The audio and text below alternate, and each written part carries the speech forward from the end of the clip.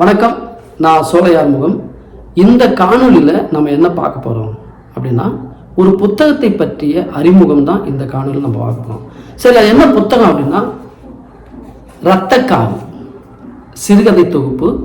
இந்த தொகுப்புடைய ஆசிரியர் செஞ்சி மண்ணை சார்ந்த செஞ்சி தமிழினன் அவர்கள் தான் இந்த தொகுப்புடைய ஆசிரியர். ஆசிரியருக்கு இது 3வது சிறுகதை தொகுப்பு.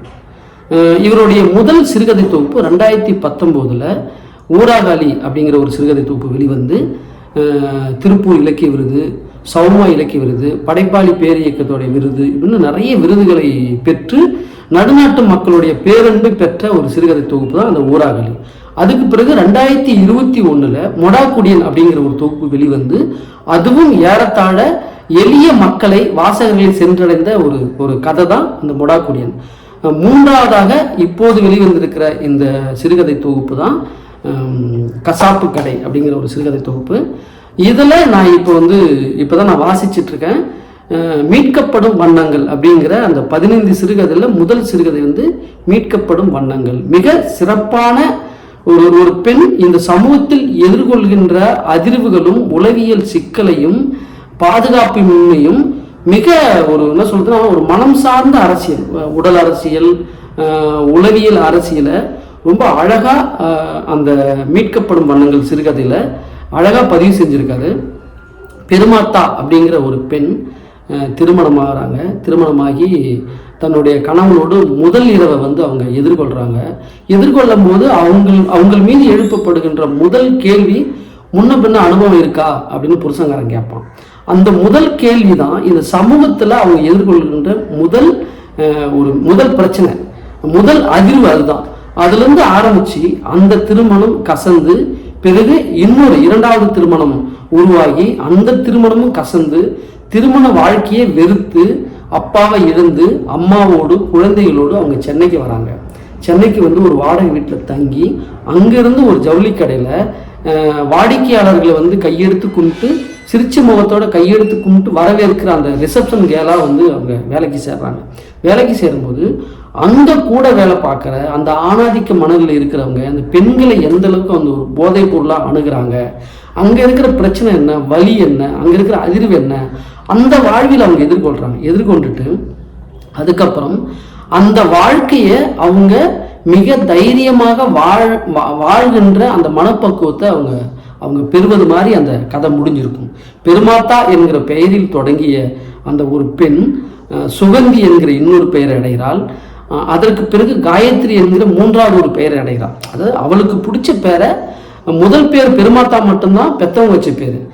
அதுக்கப்புறம் காயத்ரிங்கிற ஒரு பேர், சுகந்திங்கிற பேர் எல்லாமே விருப்பப்பட்டு தனக்குத்தானே வேறு வேறு பேர்களை வைத்து வாழ வேண்டிய ஒரு சமூக சிக்கலை செஞ்சி தமிழின் அவர்கள் மீட்கப்படும் வண்ணங்கள் சிறுகதையில மிக அழகாக, யதார்த்தமாக, உளவியலாக, உண்மையாக பதிவு செய்திருக்கார். அதுதான் அந்த சிறுகதையோட மிகப்பெரிய ஒரு வெற்றியா நான் பார்க்குறேன்.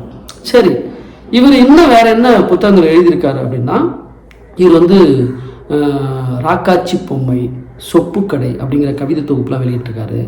மரத்தின் நிழல், நீல நிலா, பூனையின் செங்கோல் அப்படிங்கிற ஹைக்கூ கவிதை தொகுப்பு வெளியிட்டிருக்காரு.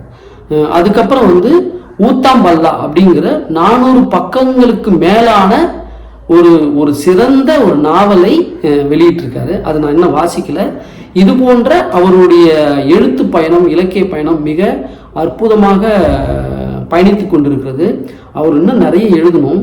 ஏன்னா கதைகள் நம்ம இந்த உலகத்தில் பல்லாயிரம் கோடிக்கணக்கான கதைகள் இருக்குது. ஒவ்வொரு மனிதனுக்கும் 100 கதைகள் இருக்குது அந்த மாதிரி.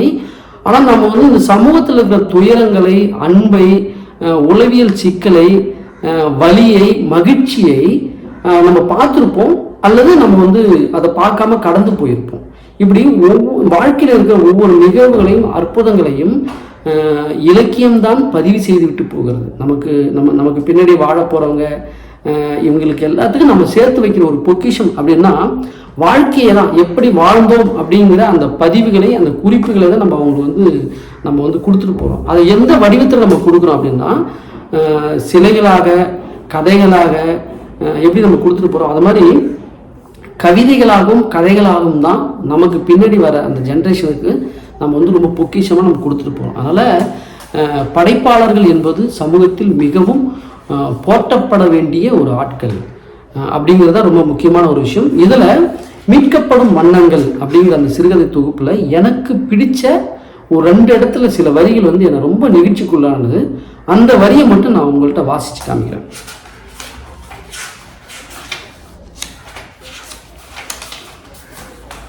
ஒரு இடத்துல சொல்றாரு, வாழ்வின் மலர்தல்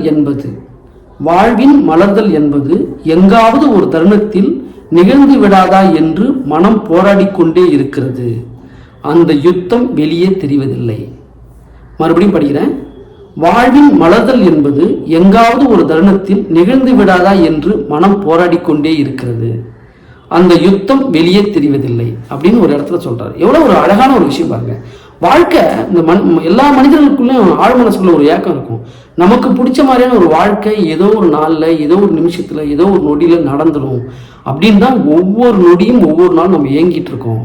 இந்த யுத்தத்தை நம்ம வந்து மற்றவங்கள்ட்ட பகிர்ந்துக்கிறதுக்கு கிடையாது. இந்த யுத்தம் மற்றவங்களுக்கு வந்து வெளியே தெரியாது அப்படிங்கிற ரொம்ப ஒரு ஆழமான ஒரு நிகழ்வை, ஒரு வலிய, ஒரு உண்மையை இந்த சிறுகதையில ஒரு இடத்துல வெளியிட்டிருந்தாரு. அதுக்கப்புறம் இன்னொரு இடத்துல எனக்கு ரொம்ப பிடிச்ச ஒரு வார்த்தை இருக்கு. அதாவது இந்த சமூகத்துல பெண்களுக்கான பாதுகாப்பு இல்லவே இல்லை. அவங்களுக்கு எல்லா இடத்துலையும் பிரச்சனை தான், எல்லாராலையும் பிரச்சனை தான்.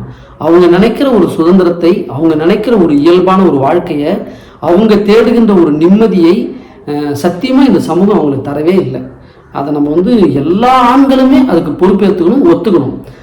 அந்த ஒரு உளவியலை ஒரு இடத்துல இந்த மீட்கப்படும் வண்ணங்கள் சிறுகதையில் ஒரு இடத்துல அவர் சொல்கிறார். என்ன சொல்கிறாருன்னா, எந்த நேரமும் தற்காத்து கொள்ளவே சிந்தனையை செலவழிக்கும் பெண்களின் உலகம் பெரும் சவாலானதுதான். எந்த நேரமும் தற்காத்து கொள்ளவே சிந்தனையை செலவழிக்கும் பெண்களின் உலகம் பெரும் சவாலானதுதான். ரொம்ப ரொம்ப ஆணித்தரமா பொட்டில் அடிச்ச மாதிரி சொல்லியிருக்காரு பாருங்க. எந்த நேரமுமே தன்னை தற்காத்து கொள்ளவே பெண்களுடைய சிந்தனையா இருக்கு. அப்படிப்பட்ட ஒரு உலகத்துல வாழ்றது வந்து பெண்களுக்கு மிகப்பெரிய ஒரு சவாலான ஒரு விஷயம் அப்படிங்கிறதான் இந்த வரிகளுடைய அர்த்தம். கவிஞருக்கு என்னுடைய அன்பான ஒரு வேண்டுகோள், நீங்கள் இன்னும் தொடர்ச்சியாக இந்த மண்ணில் இருக்கின்ற கதைகளை, இந்த மண்ணில் இருக்கின்ற அறத்தை, இந்த மண்ணில் இருக்கின்ற வலியை, துயரத்தை, பாடுகளை, மக்களுடைய நிகழ்வை, அவங்க சொல்ல முடியாத கதைகள், வலிகள், துயரங்கள்லாம் இருக்கு. இது எல்லாமே நீங்கள் வந்து எழுத்தாக பதிவு பண்ணுங்க, இலக்கியமாக நீங்கள் எங்களுக்கு வந்து படைச்சிட்டே இருங்க. கண்டிப்பாக உங்களுடைய எழுத்தை கொண்டாடுவதற்கு நாங்கள் இருக்கிறோம். வாழ்த்துக்கள் உங்களுடைய எழுத்து பயணத்திற்கு. நன்றி.